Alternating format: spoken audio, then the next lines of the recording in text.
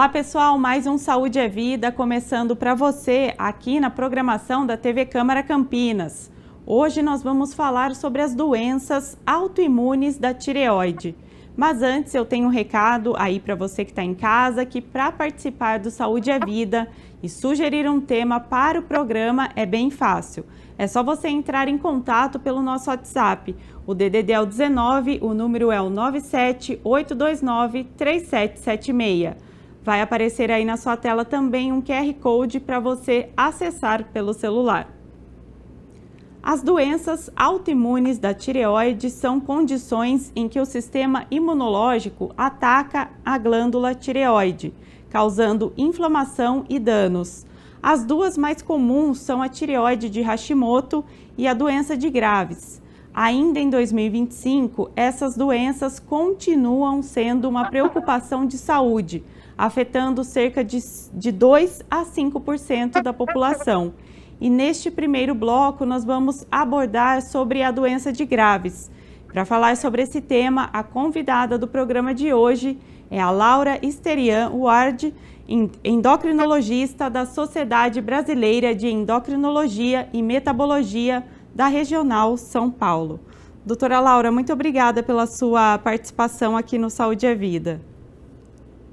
É um prazer. Eu que agradeço, Ana Paula, porque realmente falar sobre doenças autoimunes da tireoide é muito importante. Com certeza, doutora.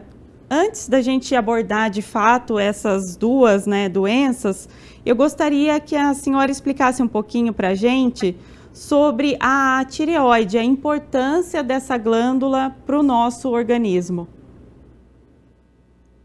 Tireoide é uma glândula muito importante para o nosso organismo.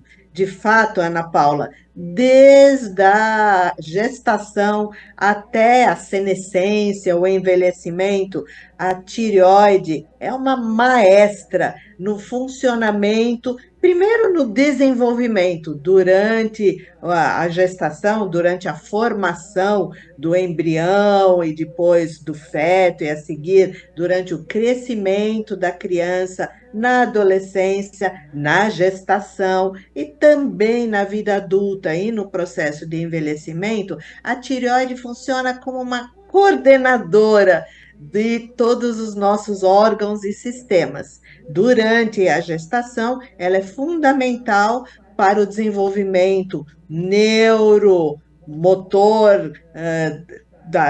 daquele concepto.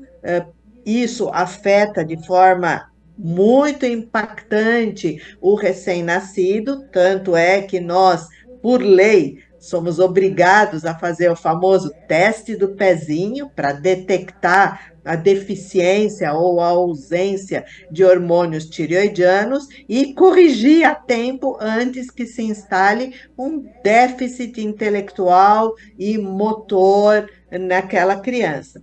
Durante o crescimento, de novo, a tireoide vai ser super importante para permitir o crescimento adequado do desenvolvimento neurológico e esquelético da criança.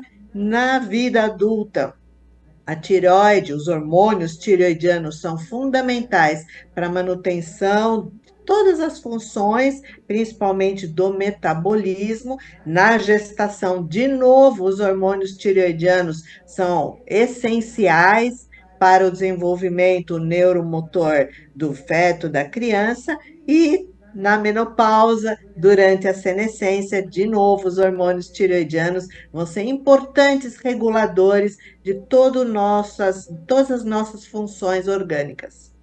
E doutora, quais sinais que podem indicar aí que a tireoide está começando a apresentar algum distúrbio, para a população ficar mesmo atenta a esses sinais? Como você mesma falou, as doenças mais importantes são as doenças de autoimunidade, em que a glândula ela é autoatacada pelo nosso próprio organismo. A tireoidite de Hashimoto, que vai evoluir para uma destruição da glândula tireoide, e a doença de Graves, que ao contrário, vai fazer com que aquela glândula seja hiperestimulada e produza muito hormônio. Os primeiros sinais são muito evidentes na doença de Graves, quando há hipertireoidismo, porque esses sinais aparecem numa população mais jovem, como em todas as doenças autoimunes e principalmente as doenças autoimunes da tireoide. As mulheres são mais afetadas, então rapidamente, de um dia para o outro, em 2, 3 dias, começam as manifestações clínicas, sudorese muito importante, agitação, nervosismo, a gente pode falar um pouquinho mais daqui a pouco. No hipotireoidismo, ao contrário, que é o resultante da destruição da tireoide por causa da tireoidite de Hashimoto, as manifestações são muito mais sutis, são muito menos fáceis de se identificar. E esse é um problema sério na doença causada pela tireoidite de Hashimoto, que é o hipotireoidismo. As manifestações são pouco específicas, se confundem com outros problemas, principalmente da mulher, que é a mais afetada, na idade que coincide frequentemente com a menopausa. Então, lentidão, desânimo, às vezes um pouco de ganho de peso, alterações no intestino que começa a ficar mais lento, tudo isso vai se instalando aos poucos e não é fácil de ser reconhecido. É muitas vezes confundindo com a própria menopausa, com ansiedade. Você sabe, né, Ana Paula, justamente por volta dos 50 e poucos anos, a mulher tem a síndrome do ninho vazio, os filhos que estão indo embora, que estão se formando, e tudo isso complica a avaliação dos sintomas iniciais. Até ia comentar com você mesmo que muitos sintomas podem ser confundidos com a famosa menopausa, né, doutora? Que tanto as mulheres se queixam também, né? Exatamente, né? É uma fase em que as duas alterações se sobrepõem. E não é fácil distinguir o que é causado por uma menopausa fisiológica do que é causado por uma doença, que é a falta ou a diminuição dos hormônios tireoidianos.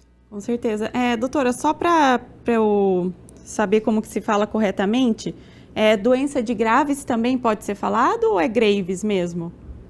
A gente fala doença de Graves, Ana Paula, até para não confundir com doenças graves, né? Mas quem primeiro, ou um dos que primeiro diagnosticaram e relataram os sintomas, foi um indivíduo chamado Graves, junto com um outro pesquisador chamado Basedov. Então, muitas vezes a gente fala em doença de Basedov-Graves.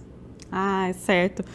Doutora, entrando então um pouquinho nessa doença, eu gostaria que a senhora explicasse para o público que está acompanhando o nosso programa o que é essa doença e quais são aí os principais sintomas e sinais que ela vai apresentando.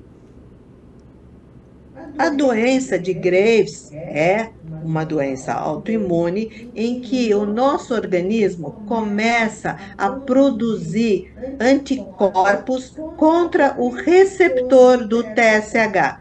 Esse receptor do TSH, que fica nas células tireoidianas, ele acaba sendo estimulado por esses autoanticorpos. E ele entende ou ele transmite para as células da tireoide um sinal de que elas precisam crescer e produzir mais hormônios. Então, as células tireoidianas, elas começam a desbragadamente produzir T3 e T4. Por causa dessa hiperprodução, o organismo vai sentir os efeitos clássicos do hipertireoidismo. Então, a pessoa começa a ficar muito agitada, taquicárdica, aceleram os batimentos cardíacos, o intestino começa a ficar acelerado, ele passa a evacuar muito mais frequentemente, ele começa a ter muito mais atividade, agitação, insônia, um monte de sintomas causados pelo excesso desses hormônios, que vão acabar resultando em perda de peso, principalmente perda de massa muscular, e isso é um problema sério, fadiga e numa fase bem mais avançada da doença, problemas cardíacos que podem até resultar em graves complicações e, eventualmente, até mesmo na morte do paciente numa crise tireotóxica, que, felizmente, é muito rara, porque, como nós já explicamos, né, Ana Paula, os sintomas são evidentes. Então, aquela pessoa que era uma pessoa normal passa a ser uma pessoa agitada, uma pessoa que fala muito, que está correndo de lá para cá, que sua profusamente, a pele fica muito úmida, até quente, e isso costuma ser diagnosticado de maneira mais fácil, digamos. E doutora Laura, já existe uma explicação, né, uma causa para que isso aconteça, né? Ou seja, que o próprio organismo da pessoa ataque a glândula e provoque todos esses sintomas? Infelizmente, Ana Paula, como em todas as doenças autoimunes, temos muitas teorias, mas não existe um fator determinante único ou mais importante. A gente conhece alguns dos mecanismos envolvidos nesse processo de autoimunidade, mas não há uma causa única ou super importante que a gente possa atacar e impedir o desenvolvimento das doenças autoimunes em geral e da doença de Graves em particular.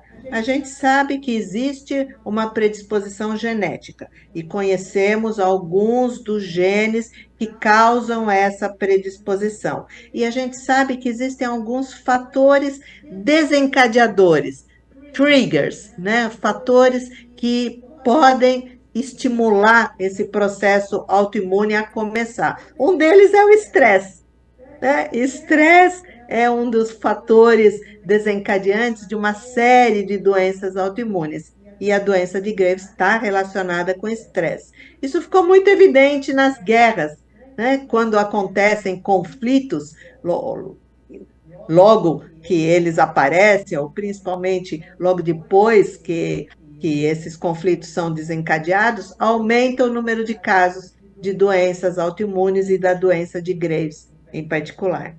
Interessante, né, doutora? As mulheres são as mais atingidas, né, por essas doenças autoimunes. A partir de qual idade que é comum começar a aparecer esses sintomas e a mulher desencadear essas doenças? A doença de Graves realmente prefere mulheres até 5 vezes. A doença é mais frequente nas mulheres do que nos homens, mas homens também podem ter doença de Graves. E a faixa etária mais acometida é por volta dos 30, 40, 50 anos de idade. Doutora, uma outra dúvida que a gente tem aqui é qual a diferença entre hipertireoidismo e a doença de Graves?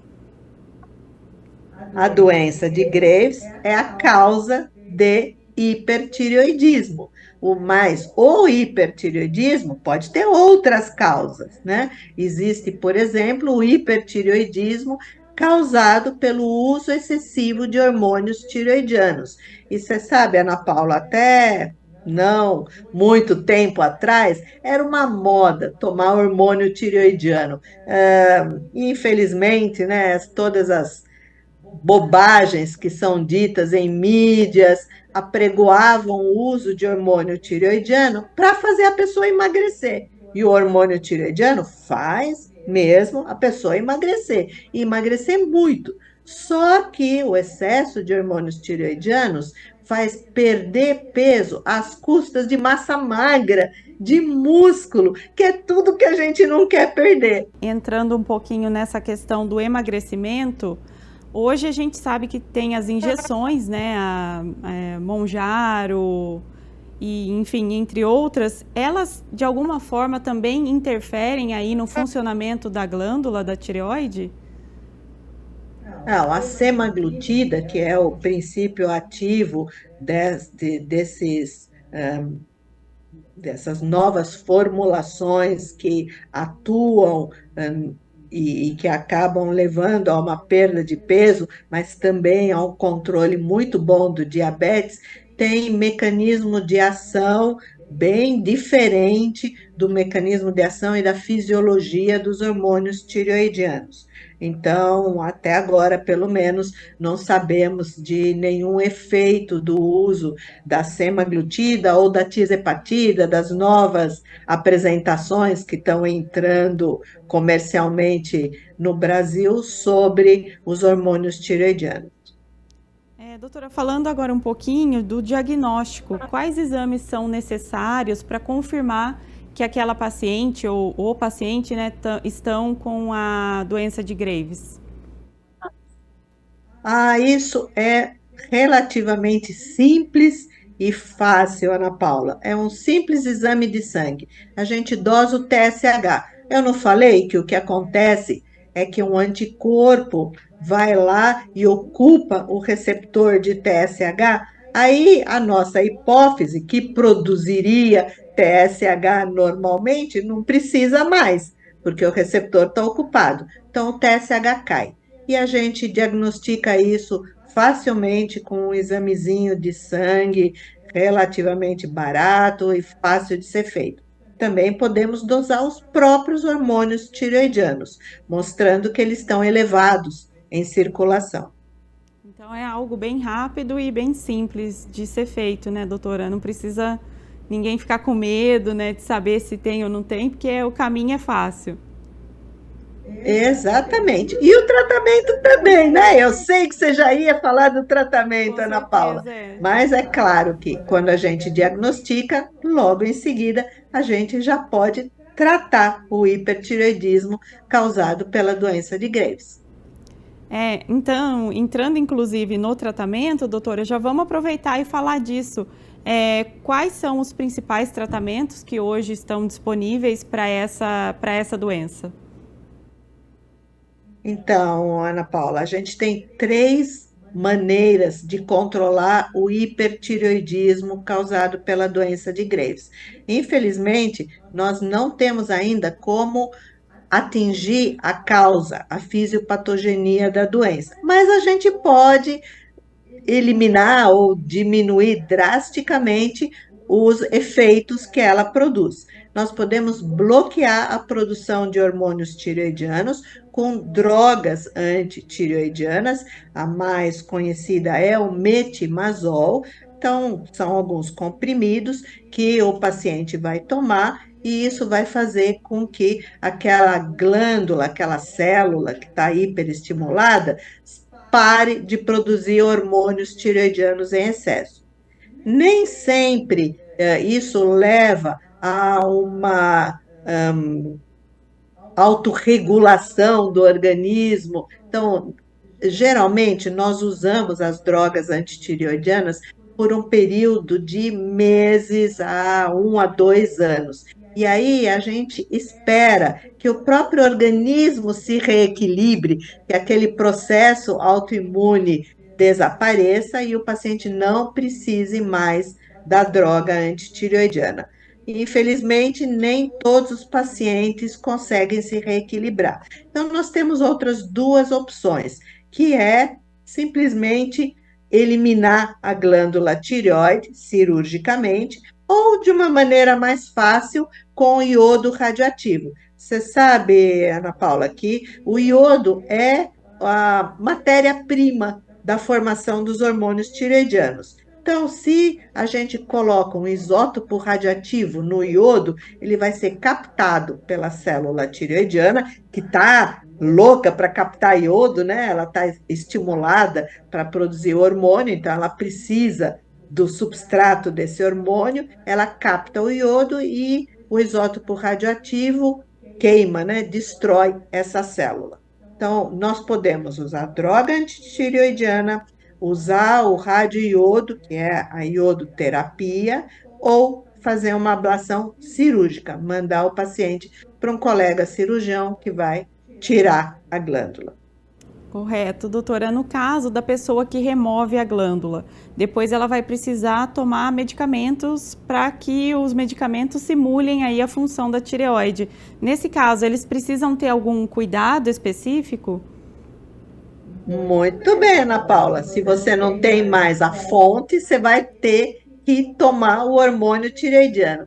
Mas, felizmente, nós temos hormônio tireoidiano sintetizado em forma de comprimidinhos, em múltiplas apresentações, múltiplas dosagens, e a gente consegue dar para esse paciente que não tem mais a glândula o hormônio tireoidiano de que ele precisaria. A levotiroxina.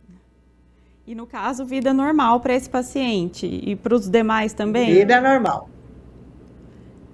Sem dúvida, vida normal. Ele vai tomar levotiroxina e vai ter todas as funções normais dos hormônios tireoidianos. Doutora, com relação ainda à doença de Graves, é possível a gente falar em cura após o tratamento? Ou isso aí já se tornou algo crônico, né, para o paciente? A gente fala em remissão, né? De maneira geral, nas doenças autoimunes, como a gente não ataca a causa, a gente fala que a doença remitiu, ficou silenciosa. É claro que, em termos práticos, esse paciente que remitiu está curado, né? Quando a gente queima ou tira cirurgicamente a glândula, também a doença vai desaparecer, o efeito da doença vai desaparecer, né? A causa dela não, nós não atacamos o processo autoimune. Mas com o desaparecimento do objeto de autoimunidade, com a remoção da glândula, os autoanticorpos também vão cair progressivamente e desaparecer. Agora, doutora, se a doença não for tratada, quais complicações ela poderia trazer aí para o paciente? Além de emagrecer muito, não conseguir dormir, suar a beça, ter o intestino todo desregulado, a pele extremamente quente, úmida, o cérebro funcionando a 1000 por hora, esse paciente pode ter uma arritmia cardíaca muito importante. A gente fala em crise tireotóxica, em que o coração entra numa insuficiência cardíaca por causa do excesso de batimentos cardíacos, ele pode ter arritmias importantes e, eventualmente, morrer por causa disso. Certo. Doutora, para a gente já começar a finalizar aqui o nosso primeiro bloco, existe também a doença ocular de Graves, né? Também conhecida como doença ocular da tireoide. Eu gostaria que você falasse um pouquinho também sobre esse tema. Até cerca de um terço, até algumas estatísticas que chegam a falar de metade dos pacientes têm alterações oculares causadas pela doença de Graves. Essa autoimunidade não se reflete apenas no receptor de TSH da célula tireoidiana, mas também em uma série de elementos que vão fazer com que o olho acumule uma série de substâncias e comece a ter acúmulo de gordura nos músculos e na parte retroorbitária, fazendo com que o olho fique saltado, é o que a gente chama de proptose ou exoftalmo. A pálpebra também fica muito retraída, principalmente por causa do efeito adrenérgico do excesso de hormônios tireoidianos. E isso vai fazer aquele aspecto clássico do indivíduo com hipertireoidismo, principalmente pela doença de Graves, que é o olho saltado, né? Parecendo que ele está para fora da órbita. E geralmente ele está mesmo um pouco para fora da órbita. Essa é a doença ocular tireoidiana.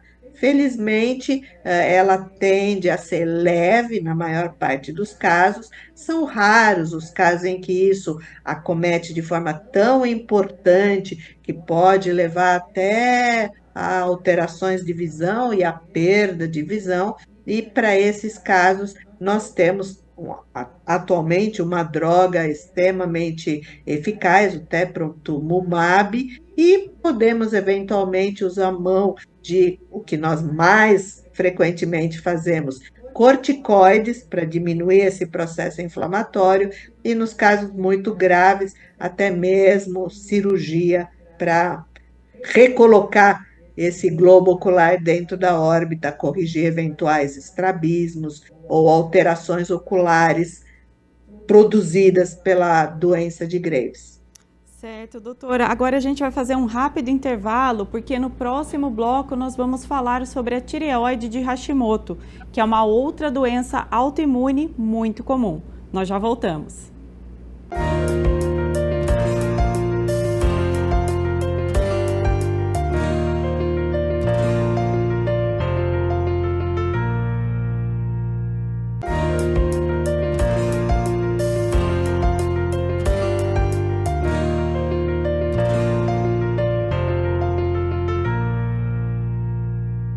Estamos de volta com o Saúde é Vida e hoje falando sobre as doenças autoimunes da tireoide com a endocrinologista Laura Sterian Ward.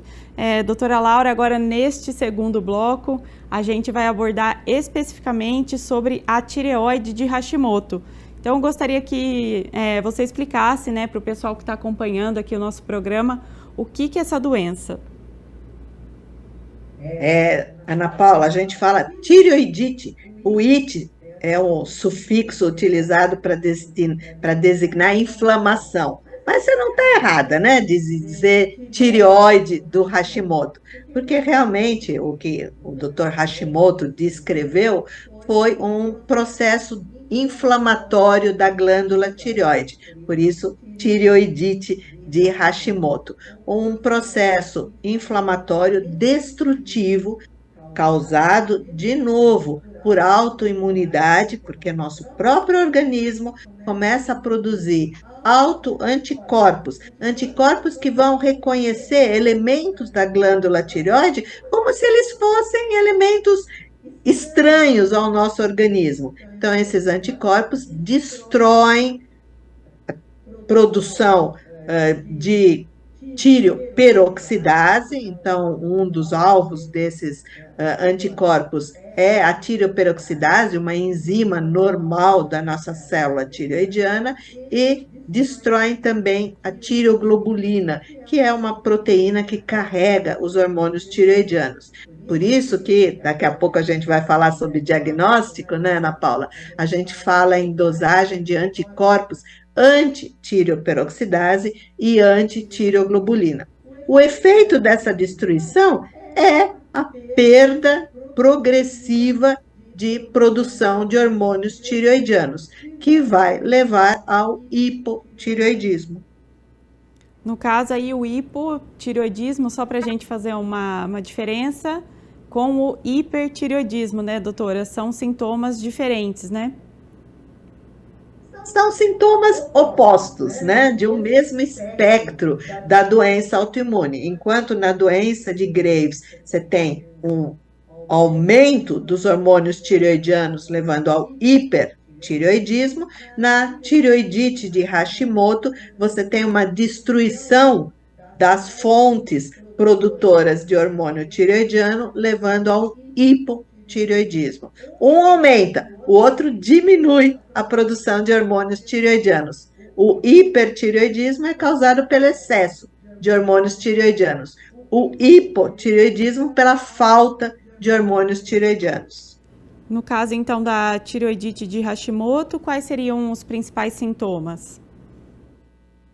Quando você tem diminuição desses hormônios que são fundamentais desde o recém-nascido, ainda na formação fetal, mas também durante a infância, em toda a vida adulta e durante a senescência, você vai ter diminuição de todas as funções que dependem desses hormônios tireoidianos. Então, o hipotireoidismo congênito, que acontece pela falta dos hormônios tireoidianos ainda dentro do útero, vai fazer com que uma série de estruturas cerebrais sejam prejudicadas em sua formação. Você tem alteração do desenvolvimento neurológico e motor. Então, essa criança vai nascer com alterações importantes, que, se não forem rapidamente reconhecidas e tratadas, pode levar a um déficit mental, a uma perda de QI e graves alterações neurológicas e ósseas.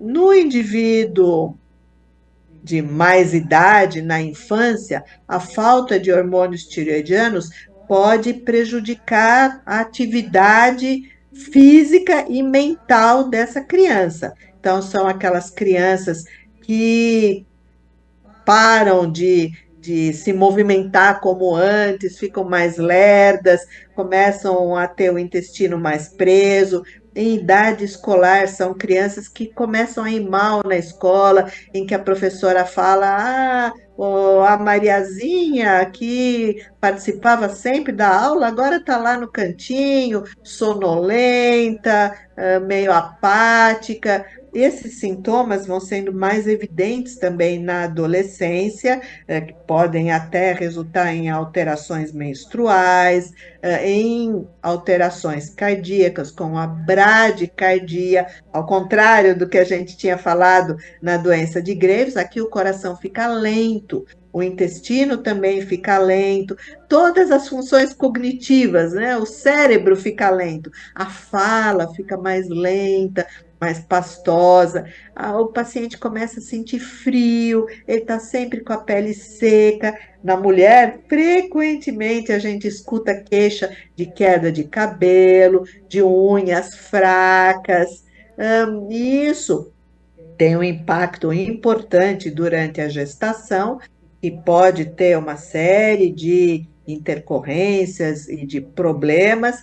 Como eu falei, pode afetar o feto, o desenvolvimento do bebê, e na mulher um pouco mais idosa, pode se somar a todos os sintomas da menopausa e durante a senescência no indivíduo mais idoso, isso pode levar a problemas cardíacos, inclusive a insuficiência cardíaca, de novo, a alterações em todos os espectros, né?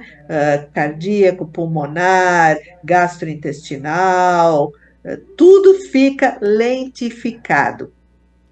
Doutora, como na doença de Graves, a tireoidite de Hashimoto, ela também está relacionada com fatores genéticos? Tem um fator ali que desencadeia também?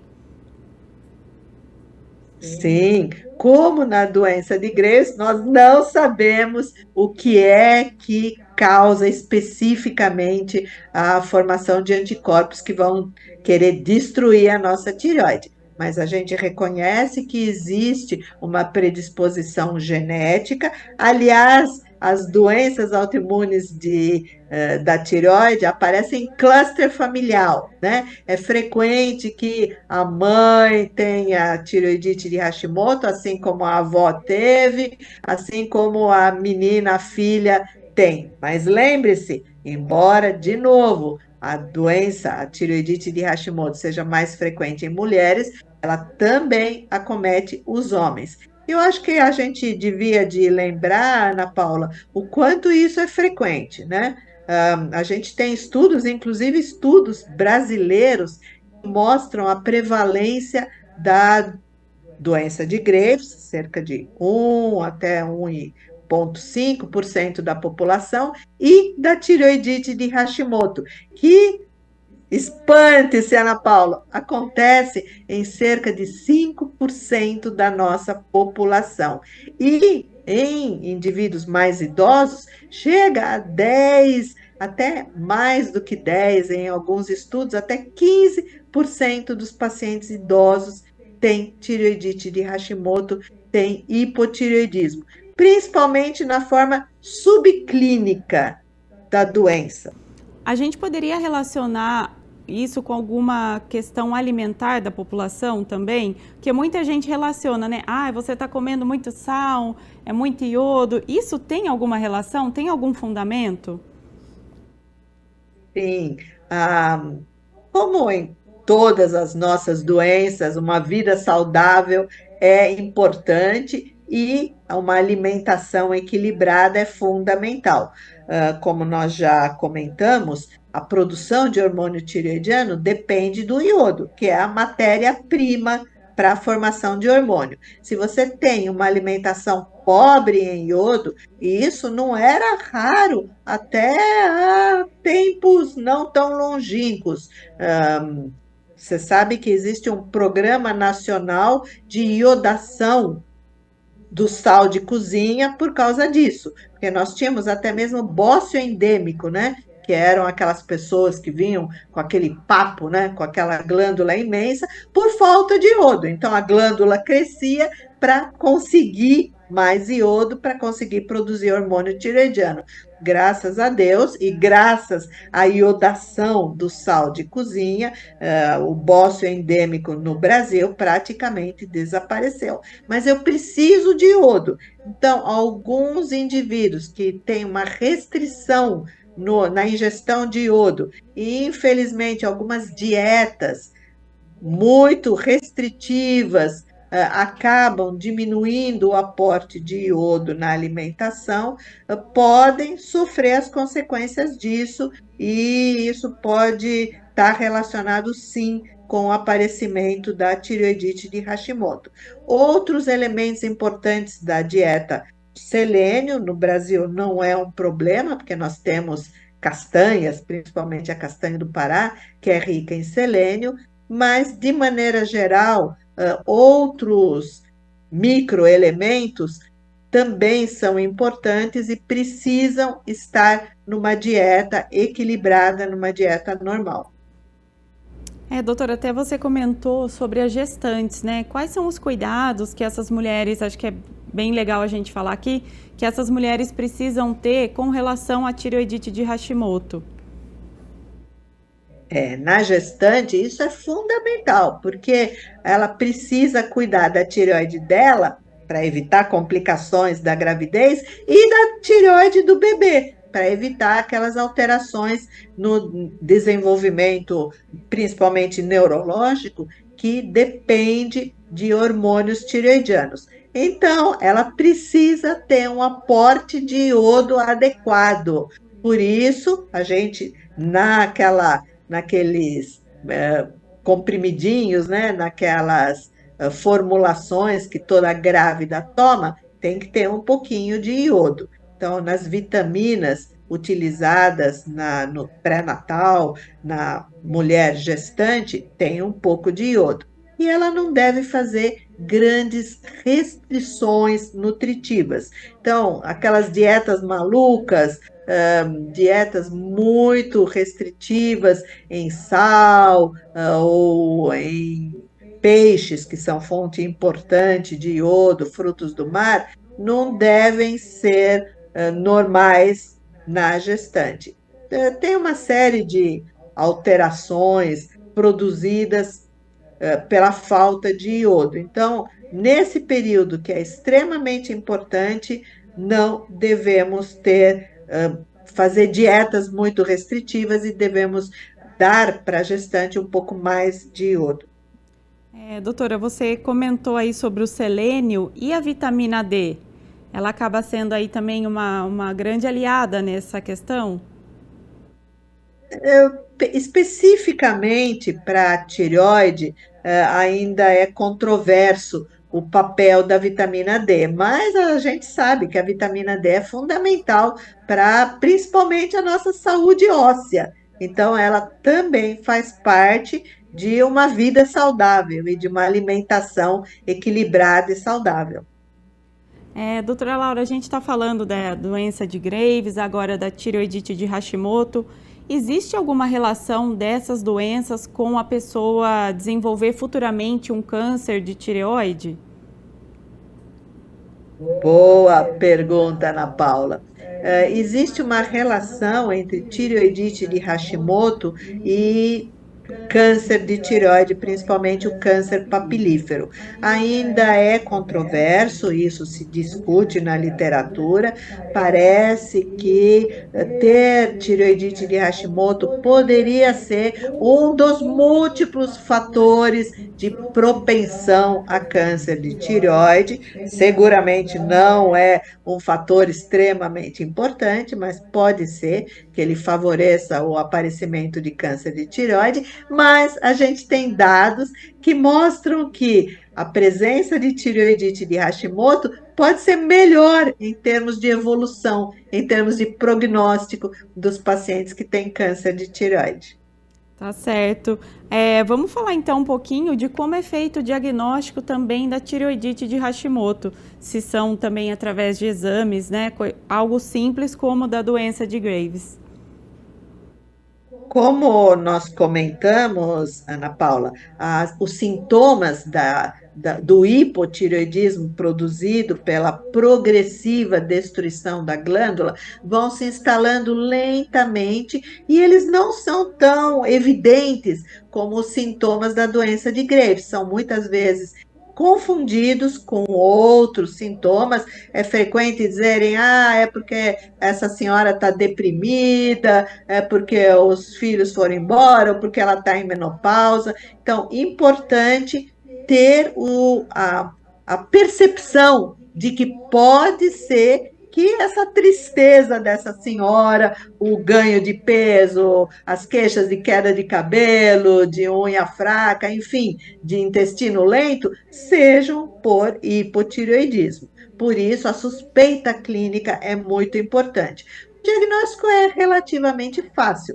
De novo, eu vou fazer um simples exame de sangue. E, de novo, eu vou dosar o TSH. Se no hipertireoidismo o TSH estava baixo, suprimido, no hipotireoidismo, ao contrário, ele está aumentado, está elevado. Mas cuidado, Ana Paula, porque a gente tem feito muito diagnóstico de hipotireoidismo subclínico, sem que a paciente tenha, ou o paciente tenha realmente um hipotireoidismo definitivo, um hipotireoidismo instalado. Eu acho que é muito importante a gente falar sobre isso, porque tem muita gente sendo tratada indevidamente. A gente trata de uma forma muito fácil o déficit de produção de hormônio tireoidiano, porque, como nós já comentamos, eu tenho o hormônio tireoidiano, então eu posso repor, eu posso dar o hormônio tireoidiano, mas é muito importante ter certeza do diagnóstico,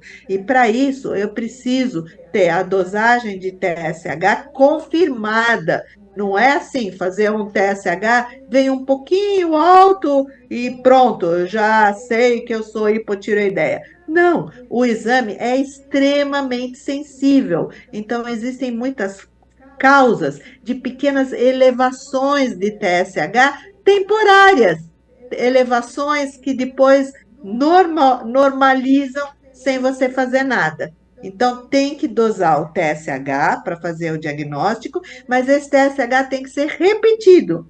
E se eu realmente acho que é uma tireoidite de Hashimoto, eu doso o hormônio, eu doso o T4 livre e posso dosar os anticorpos anti-tireoperoxidase e anti-tireoglobulina. Então, os tratamentos também são à base de medicamento, é isso, doutora? Exato. Sua tireoide não está produzindo hormônio em nível suficiente, eu te dou o hormônio tireoidiano na quantidade que você necessita. E com isso, eu faço desaparecer os sintomas do hipotireoidismo. E como você falou, né, tão importante do diagnóstico, né, a pessoa ficar atenta, né, para fechar o diagnóstico correto, é também procurar o especialista da área, né, porque às vezes as pessoas não buscam o endocrinologista e de repente vai num clínico geral que não é o especialista nesse assunto, né, doutora, também. É importante sempre procurar um bom médico, né? Mesmo não sendo especialista, um bom clínico geral, ele sabe que ele não deve tratar um TSH elevado sem confirmar que ele está mesmo elevado e que se mantém elevado. Ele precisa repetir esse TSH com 3 a 4 meses de intervalo. Então, se você teve um TSH alterado, um pouco elevado, eu não estou falando daquele TSH de 20, né? O TSH normal, geralmente até 4, 4,5. Mas a gente vê muita gente com 5 que já está tomando hormônio tiroidiano. Não se precipite. Primeiro repete o TSH e aí, se ele realmente continuar elevado, vier um T4 livre baixo, ou até um T4 livre normal, mas se o teu médico achar que você tem fator de risco para evoluir para um hipotireoidismo, por exemplo, você é um cardiopata, ou tem níveis de anticorpos antitiroperoxidase, principalmente muito elevados, aí sim ele pode sugerir para você começar a tomar levotiroxina para repor o hormônio que a sua tireoide não está conseguindo produzir. Doutora, como são doenças mais frequentes em mulheres, já existe algum estudo ou alguma pesquisa também relacionada ao sistema imunológico da mulher? Existem várias pesquisas, o meu próprio grupo de pesquisa aqui na Unicamp tem se dedicado a investigar fatores que justifiquem o porquê essa doença, assim como a doença de Graves, é tão mais frequente nas mulheres. Pode estar, sim, relacionado a um perfil imunológico, mas também a um perfil hormonal, né? O que nós temos investigado no meu grupo de pesquisa é a relação com hormônios sexuais. Ah, interessante. O que seria, se você puder explicar um pouquinho para a gente, qual que seria essa relação, né, com os hormônios sexuais, doutora? Nós temos vários mecanismos de regulação dos hormônios estrogênicos. Então, pode ser que algumas variações, alguns polimorfismos nesses reguladores da produção e da eliminação dos hormônios sexuais esteja relacionado com distúrbios imunológicos e daí com o aparecimento de doença de Graves e de tireoidite de Hashimoto. Doutora Laura, para a gente encerrar então este segundo bloco, eu estava lendo também sobre esse assunto e vi que tem aí uma relação da microbiota intestinal com os distúrbios da tireoide. Também já tem vários estudos e pesquisas nesses sentidos, né? De novo, Ana Paula, tem muitos estudos, mas nada definitivo. A gente sabe que a microbiota reflete aquilo que a gente insiste tanto em falar, né? Uma dieta equilibrada, um meio de vida melhor, um meio de vida mais natural, e isso, sem dúvida, tem relação com tudo no nosso organismo e também com os nossos hormônios tireoidianos, com o nosso sistema imunológico. E é claro que vai sempre haver uma associação entre os efeitos da nossa dieta, do nosso modo de vida, na nossa microbiota intestinal e, portanto, com as doenças autoimunes da tireoide também. Tá, joia. Então, doutora, eu quero agradecer sua participação aqui no Saúde é Vida e obrigada, né, por compartilhar com a gente aí tanto conhecimento. Foi um grande prazer. Obrigada a você e a todos aqueles que tiveram a paciência de nos escutar. O Saúde é Vida fica por aqui. Obrigada também ao pessoal de casa pela companhia. Lembrando que você pode conferir todos os conteúdos no YouTube da TV Câmara Campinas. E não se esqueça de nos acompanhar nas redes sociais. A gente se vê no próximo programa.